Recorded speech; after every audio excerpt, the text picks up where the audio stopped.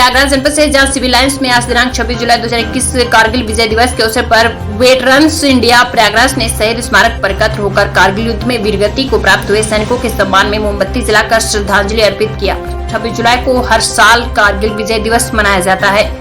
सन 1999 में कारगिल युद्ध में देश के वीर जवानों ने पाकिस्तान को धूल चटा दी थी। कारगिल विजय दिवस के मौके पर देशव्यापी अपने प्राणों की आहुति देकर भारत माता की रक्षा करने वाले वीर जवानों को याद करते हैं और उन्हें श्रद्धांजलि देते हैं। इस लड़ाई को हमारे वीर जवानों ने बहुत ही विषम परिस्थितियों में लड़कर जीत हासिल किया है। इस कार्यक्रम की अध्यक्षता जितेंद्र बहादुर राय राष्ट्रीय संयुक्त सचिव की अगुवाई में अरविंद कुमार तिवारी के संचालन में आयोजित की गई। जिलाध्यक्ष पवन कुमार गुप्ता के साथ सचिव अरुण कुमार पांडे, प्रभारी इंद्रजीत राय, संदीप तिवारी, मोहम्मद कामिल, आर.के. जायसवाल, बीएन सिंह और राकेश पाल, युवा क्रांति सेना के संस्थापक पीयूष कुमार पांडे, आदित्य कुमार, शिवा ओझा, रामदेव आदि सदस्यों ने श्रद्धा सुमन अर्पित कर वीर शहीदों को नमन किया। प्रयागराज जनपद से मोहम्मद हारून की रिपोर्ट। मैं जितेंद्र राय, राष्ट्रीय सह सचिव वेटरन्स इंडिया संगठन, प्रयागराज की धरती से आज कारगिल विजय के दिवस पे सांधे बेला में दीप ज्वलन करके शहीदों को नमन करते हुए आज हम इस हर्षोल्लास के साथ कहना चाहते हैं कि जिस वीरगति करके लोगों ने हमारे टाइगर हिल पे कब्जा किया, उसको छुड़ाया हमारे देश के सैनिकों ने, उनको नमन वंदन करते हैं और साथ में यह ऐलान करते हैं कि देश के अंदर हम पूर्व सैनिक आने वाले समय में अगर आवश्यकता पड़ी तो फिर भी देश के साथ खड़े होकर कंधे से कंधा मिलाकर कहीं भी काम करने के लिए तैयार हैं। भारत माता की जय। और आगे अगर शासन प्रशासन अनुमति देगा तो प्रशासन के अंदर जो भी कुरीतियां फैली हुई हैं, उसके अंदर जो भी करप्शन चल रहा है, उसके अंदर भी अपना भागीदारी देने के लिए हम सदैव तत्पर रहेंगे और अग्रसर रहेंगे जब भी हमें मौका मिलेगा।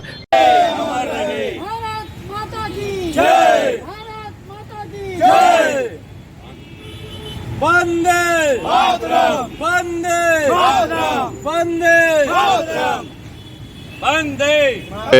अरविंद कुमार तिवारी, जिला संयोजक वेटरन्स इंडिया प्रयागराज। आज हम लोग यहाँ पर विजय दिवस के उपलक्ष्य में यहाँ इकट्ठा हुए हैं। कारगिल युद्ध 3 मई 1999 से प्रारंभ हुआ और 26 जुलाई 1999 तक चला। हमारे पड़ोसी देश पाकिस्तान अपने गद्दारी का परिचय देते हुए हम लोगों को अंधेरे में रखकर इधर हमारे देश के यशस्वी प्रधानमंत्री माननीय अटल बिहारी वाजपेयी जी पाकिस्तान के साथ दोस्ती का हाथ बढ़ा रहे थे और दोस्ती का हाथ बढ़ाने के लिए उस समय पाकिस्तान में जाकर मुशर्रफ जी से शांति समझौता करा रहे थे कि किस तरह हम दोनों देश मिलकर करके प्रगति के मार्ग पर चले। उधर पाकिस्तान के जनरल परवेज मुशर्रफ जी भीतर भीतर भारत को धोखा देते हुए टाइगर हिल के नीचे अपने पूरे कैंप को तैयार कर लिए थे।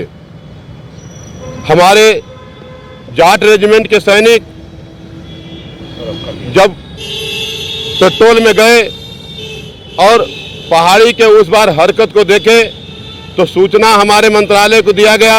हमारा मंत्रालय उस समय जब रेकी किया तो देखा तो पाकिस्तान अंदर अंदर अपनी पूरी तैयारी कर लिया है। यह जानकर भारत के उच्चाधिकारियों के दांत खट्टे हो गए और आनन फानन में टाइगर हिल को बचाने के लिए हमारी सेना को कूच करने का मौका दे दिया, आदेश दे दिया गया। हमारी सेना ने कूच किया और टाइगर हिल से बटाली तक का एरिया कवर किया जो 121 किलोमीटर का पड़ता है।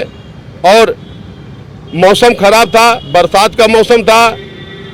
इधर पीस एरिया के अंदर बरसात होती है और पहाड़ी एरिया में बर्फ पड़ती है। मौसम भी ठंडा था, साधन भी सुलभ नहीं थे, लेकिन फिर भी हमारे जाबाज सैनिकों ने इसकी परवाह न कर करके और जो भी था उसी में संतुष्ट होकर करके टाइगर हिल को अपने कब्जा में लेने के लिए आगे बढ़ गए।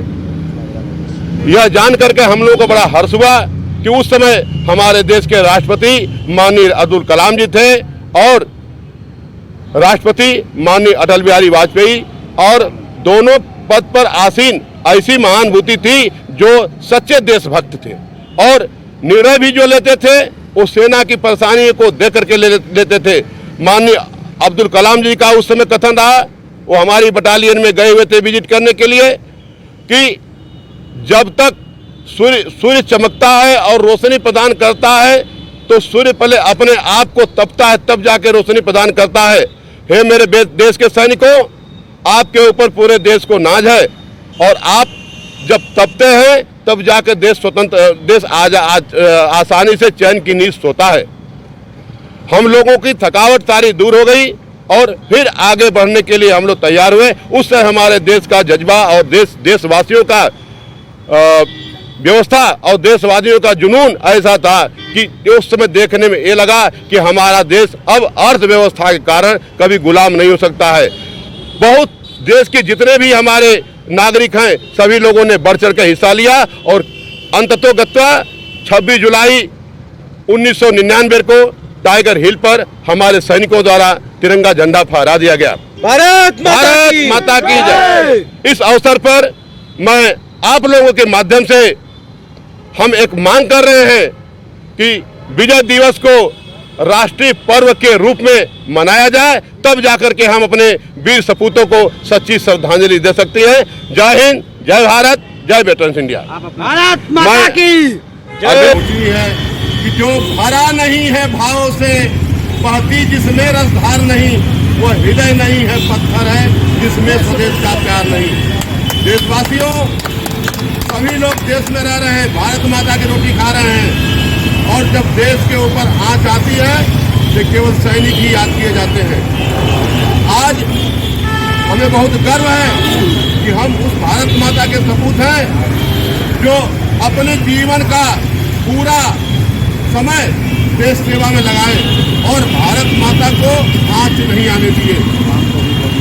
सबसे बड़ी बात है, कारगिल युद्ध जब घोषित हुआ तो उस समय हमारी सेना को कोई खबर नहीं थी। अचानक आदेश आया कि पाकिस्तानी सेना पड़ोसी देशों के सहयोग से टाइगर हिल पर अपना पूरा बेस बना लिया है। अब ध्यान दें, टाइगर हिल पर जाने के लिए भारत की तरफ से बड़ी कठिन रास्ता है और पाकिस्तान की तरफ से स्लोप है। भारत से अगर हम जाते हैं तो 60+ डिग्री पे चढ़ाई है और पाकिस्तान से 30+ डिग्री पर है। इस दौरान भारत ने उधर हमारे प्रधानमंत्री यशस्वी प्रधानमंत्री वाजपेयी उनसे संधि का रिश्ता कर रहे थे और पाकिस्तान के परवेज मुशर्रफ अंदर जो है गुफा बना करके आमनेशन दम कराते हैं। यहाँ तक खबर मिली थी कि पाकिस्तान को अगर 2 महीने की राशन सप्लाई आमनेशन सप्लाई न हो तो भी वो कोई फर्क नहीं पड़ेगा। इस परिस्थिति में हमारी भारतीय सेना ने डट करके मुकाबला किया और पाकिस्तान को लोहे चने चबा दिया और टाइगर हिल पर 26 जुलाई 1999 यह युद्ध चला 3 मई 1999 से 26 मई 1999 तक और टाइगर हिल से बटाली तक एरिया का फैला था जो 121 किलोमीटर पड़ता है। 121 किलोमीटर की एरिया को कवर कर करके हमारी भारतीय सेना ने पाकिस्तान को मुंह तोड़ जवाब दिया और उसको सपोर्ट करने वाले जो चाइना वाले थे उनके भी दांत खट्टे हो गए कि इंडिया किसी कब्जे में आने वाला नहीं है। इसी कड़ी में सपूतों के याद में इसने अपने आन बान शान, भारत माता की आन बान शान को बचाने के लिए अपनी जान की बाजी लगा दी है और भारत माता के ऊपर आंच नहीं आने दी। आज उनके याद में हम लोग यहाँ इकट्ठा हुए हैं और हमारे बीच में पत्रकार बंधु भी आए हुए हैं। श्री राजीव जी, अरुण जी और शुक्ला जी हमारे बीच में आए हुए हैं। मैं उनका हृदय की गहराई से आभार और धन्यवाद देता हूँ। इसी आगे कड़ी में मैं IJ राय साहब से अनुरोध करता हूँ कि 2 शब्द आएँ और हमारे कारगिल सपूतों के बारे में अपने मुक्ति करें। भारत माता की जय। सर्वप्रथम ये शहीद स्थल को नमन। तत्पश्चात हम लोग यहाँ पर एकत्र हुए हैं कारगिल विजय दिवस मनाने के लिए। कारगिल विजय दिवस एक दिन नहीं मनाया जाए, हर रोज मनाया जाना चाहिए, ऐसा मेरा मानना है। और सौभाग्य की बात है कि मैं उसमें पार्टिसिपेट भी किया था। मैं भी एक कारगिल विजेता।